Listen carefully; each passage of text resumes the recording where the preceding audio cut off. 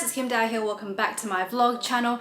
So last week I posted an Instagram story asking you guys to ask me some Japan related questions.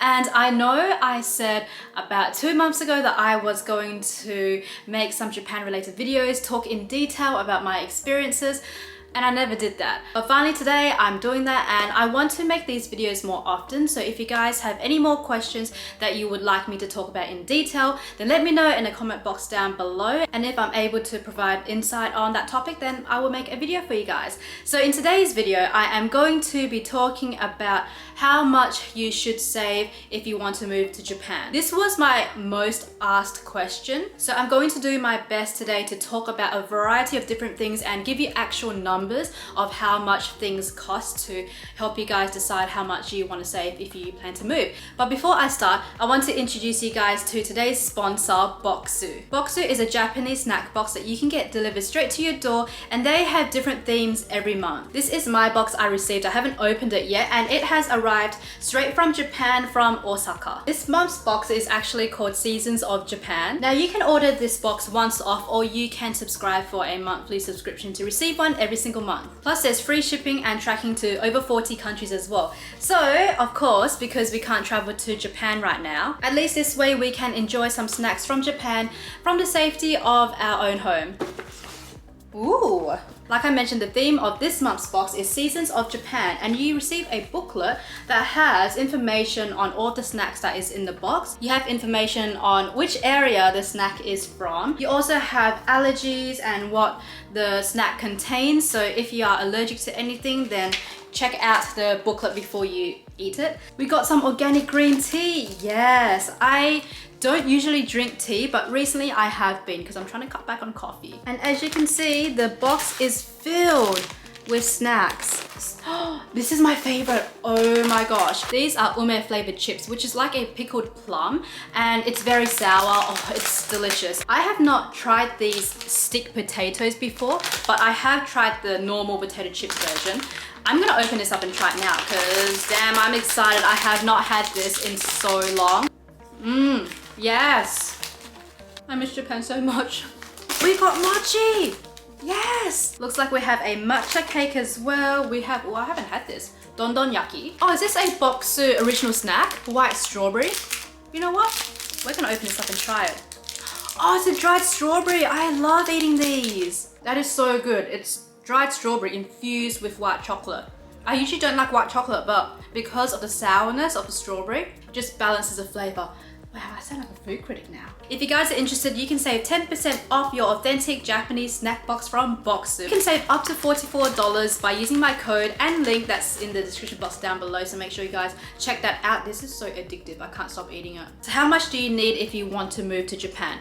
So I've been asked this question over the years many times, and I never answered it because I found it difficult to, because everyone lives different lives. Some people like to save up a lot more than they actually need just in case. Some people live paycheck to paycheck, and look, there is nothing wrong with either of them. It's very difficult to say exactly how much you need to move to Japan because people live different lives. Some people may choose to go all out and live a life of luxury in the middle of Tokyo, which will cost a lot of money, but some people may decide to save money and live a bit further out, live in a smaller or older place. Now this video is going to be about how much money I spent during the time I lived in Japan. You guys may not agree with how I spent my money, and that's okay because we all have different opinions. When I look back now, there are things that I would change, which I may go into in another video, but I want to quickly mention that living in Japan and traveling in Japan is different. So when you travel to Japan, you're there for a limited amount of time. So of course you want to experience as many things as you can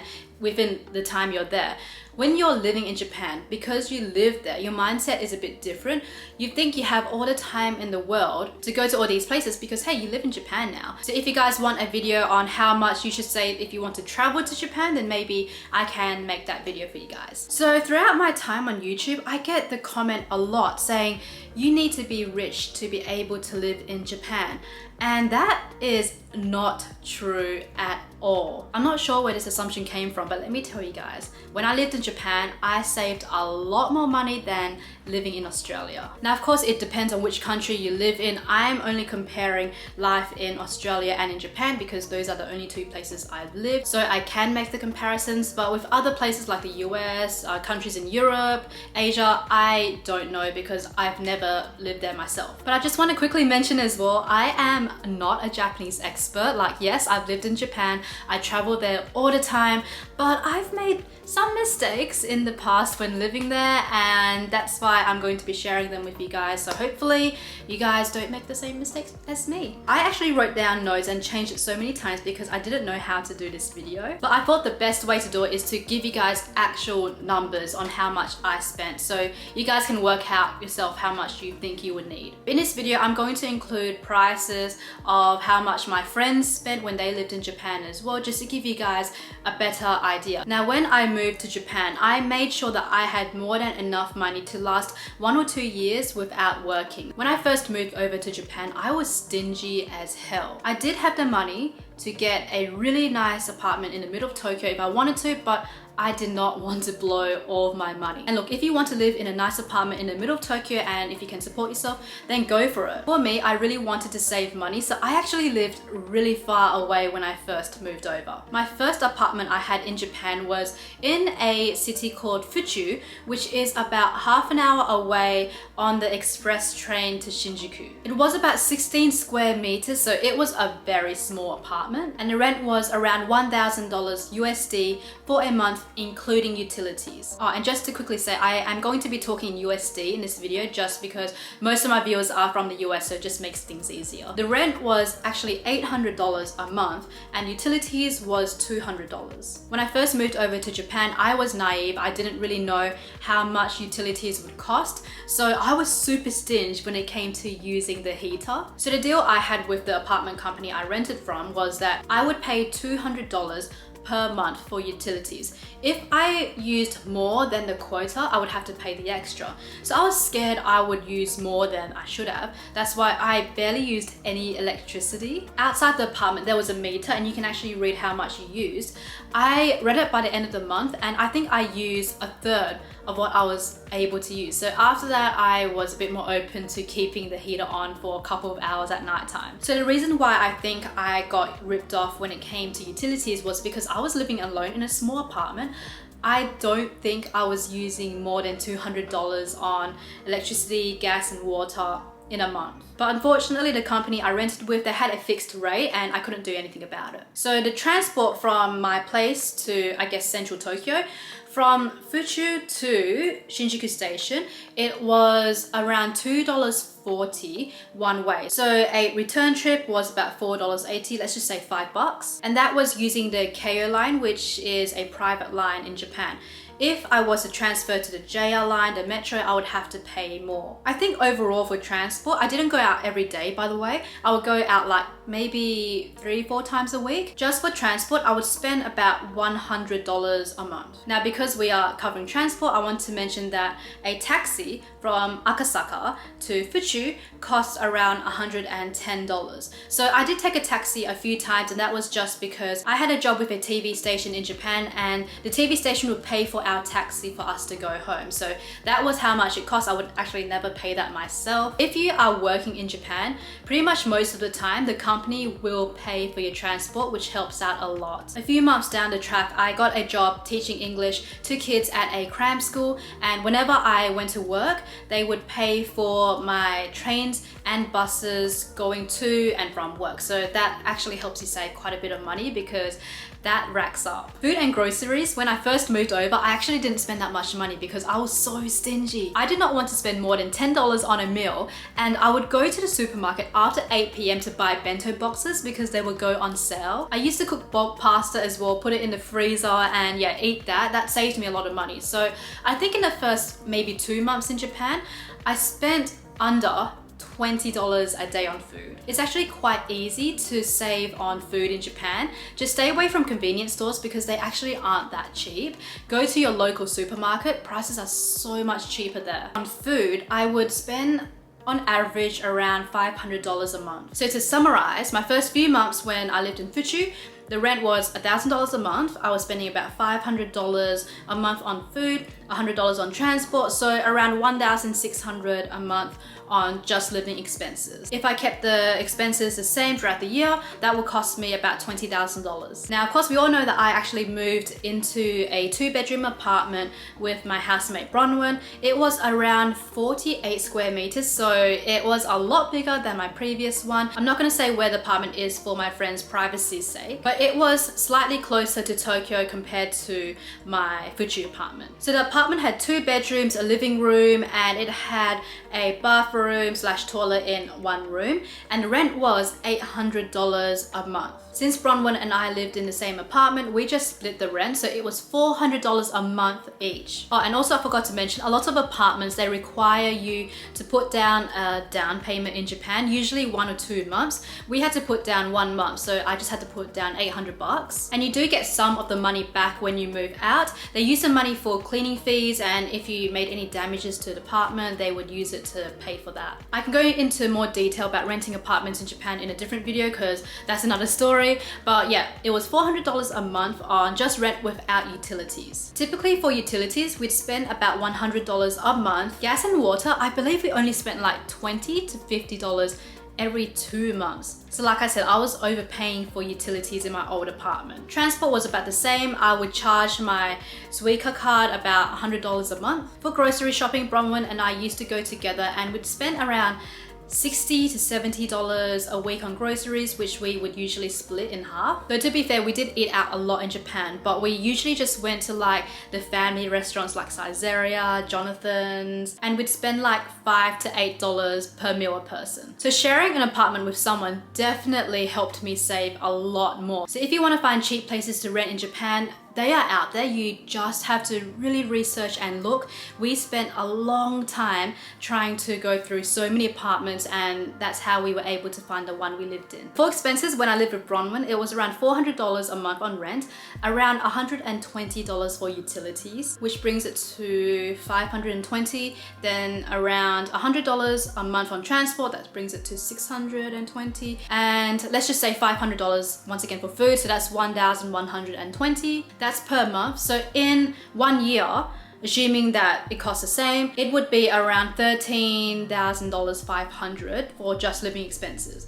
Already, just by moving in with someone, I saved $5,000. Now, of course, that is living very cheap. If you want to live in a bit more luxury, obviously it's going to cost more money. I have quite a few friends that lived in the middle of Tokyo, and they told me what their rent was, so I'm going to let you guys know so you can have an idea. I have a friend that lived really close to Tokyo Station. It was about a 15-minute walk, I believe. Their apartment had 2 bedrooms. It had a huge living room, a huge kitchen, so it was very spacious. It was in a very nice area, and they were paying $3,000 a month on rent. So of course that is a lot more than what I paid when I lived in Japan, but think about it. This was like right in the middle of Tokyo, and if you compare to other cities like Sydney, I guess New York, Canada, Toronto, that rent price really isn't that bad, because honestly, if you're living in any big city, rent's going to be expensive. And of course, because they live so close to Tokyo, they could save on transport because they can just walk to Tokyo Station and take the JR lines,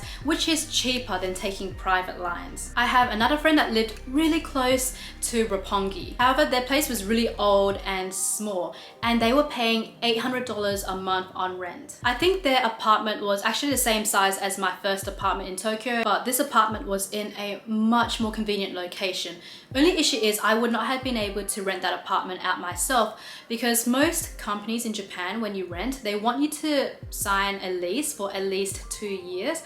I was only planning on staying in Japan for 1 year, so I didn't want to sign a 2-year lease. But once again, I can go more into detail about renting apartments in Japan because yeah, there's a lot going on there. I have another friend who lived really close to Waseda University. It was a 1-bedroom with a separate bathroom, separate toilet, and it was pretty spacious. I would estimate it was around 30 square meters and they were paying 1,600 a month on rent. It was about a 5-minute walk to a train station, and yeah, it was near Takadano Baba station, which is super convenient. I have another friend who lived in Shinjuku and they were paying $1,500 for their apartment. It was pretty much the same size as my first apartment, so around 16 square meters, except it was a lot more new and a lot more convenient. And also being in Shinjuku, you probably can save a lot more money on transport because you can just walk everywhere. I have another friend who lived on the edge of Shinjuku and they were paying $1,200 for rent. I remember their apartment was slightly smaller than the apartment I had with Bronwyn. It was maybe about 40 square meters. It was a 2-bedroom, and yeah, it was a lot more convenient, but once again, it was more pricey. The rent was $1,200 a month, so she would split that with a housemate, so it was $600 a month for each person. Those are the apartment options. If you don't mind, you can actually save more money by living in a share house. For me, I'm quite a private person and I would rather live with someone that I knew. If you live in a share house, usually what would happen is that you would have your own room, which is private, but then you would share the kitchen, living room, bathrooms with someone else. I actually had another friend who lived in Japan for about a year and a half and they just backpacked around Japan. So they went to Japan on a working holiday visa, which means that you can do whatever the hell you want.